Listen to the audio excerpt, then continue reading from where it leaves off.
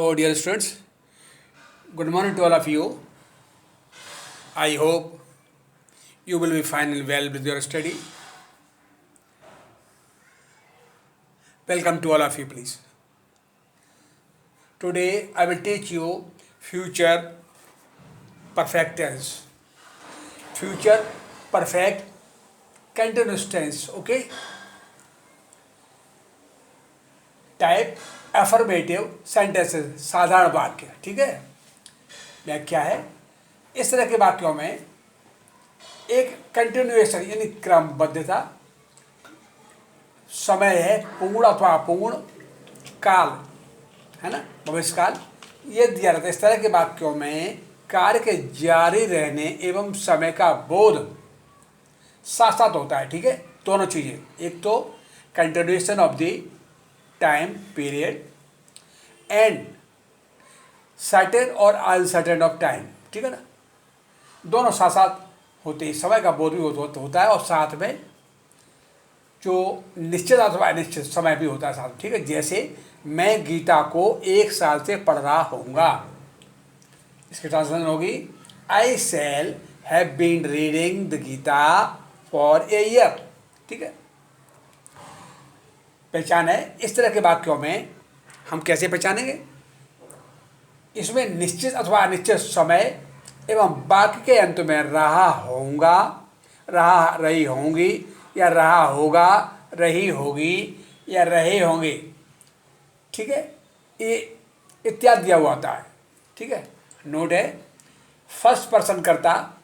ठीक है. Like as I and we, कर्ता के साथ में हम शैल हैव बीन, एवं सेकेंड पर्सन कर्ता जैसे यू है, अथवा थर्ड पर्सन कर्ता जैसे ही, शी, इट अथवा दे इत्यादि हैं, इनके साथ में हम विल हैव बीन का प्रयोग एवं क्रिया वर्ब फर्स्ट फॉर्म के अंत में आईएनजी जोड़ करके निश्चित समय के लिए सिंस और अनिश्चित समय के लिए फॉर जोड़ करके, ठीक है, समय फिर वाक्य का शेष भाग एक्सेट्रा इत्यादि रखते हैं. ठीक है. इसका रूल है, फर्स्ट ऑफ ऑल हम सब्जेक्ट प्लस विल अथवा shall equal to the subject. ठीक है. Plus have been plus verb I N G plus object plus since अथवा for any one of them. Okay. Plus time plus etcetera remaining portion of this sentence, ये दिया होता है. Okay. Now I am giving you some example. Please look at here. First example है, वे पिछले 3 साल से उसकी सहायता कर रहे होंगे. यहाँ पर करता थर्ड पर्सन है तो बिल का भी उपयोग किया. They will have been helping him for 3 years. Okay. Next example, वह, ये इसी वाय संज्ञा आया हुआ है, सी मतलब वह श्याम को जनवरी 1988 से पत्र लिख रही होगी. She will have been writing the letter to the Shyam since January 1988 1988. Third example है, वह 1980 से आपका समर्थन कर रहा होगा. He will have been supporting you since 1980. तुम 2 माह से मोहन से ट्यूशन पढ़ रहे होगे. You will have been reading tuition by Mohan for 2 months. Next है, वे 1 हफ्ते से महाभारत पढ़ रहे होंगे. They will have been reading the Mahabharata for a week.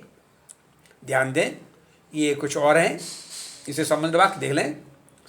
कर्ता के अनुसार विल अथवा शैल दो में से कोई सा एक को रखेंगे. पहले कर्ता फर्स्ट पर्सन है आई और वी, तो शैल हैव बीन, और कर्ता सेकंड पर्सन यू है तो, अथवा थर्ड पर्सन है ही, सी, इट, दे इत्यादि में से कोई सा एक के सामने विल हैव बीन रखेंगे. ठीक है. दूसरा है, कर्ता चाहे एक वचन हो अथवा बहुवचन, उसके साथ हमेशा हैव बीन का प्रयोग करेंगे. ठीक है. तीसरा, निश्चित समय के लिए सिंस, अगर the time is certain then we will use the word since, if the time is uncertain then we will use the word for. ठीक है, अनिश्चित समय के लिए फॉर लगेगा। ठीक है, और क्रिया फर्स्ट फॉर्म में आई जोड़ेंगे। ठीक है, इस तरह उपरोक्त वाक्यों में आपने देखा क्रमबद्धता in continuation of the time, समय के साथ साथ एवं निश्चित सर्टेनिटी के लिए सिंस, और अनसर्टेनिटी है टाइम की तो फॉर का बोध होता है, इनमें प्रयोग करते हैं। Thank you very much. Next I will meet you for the next session. Thank you overall.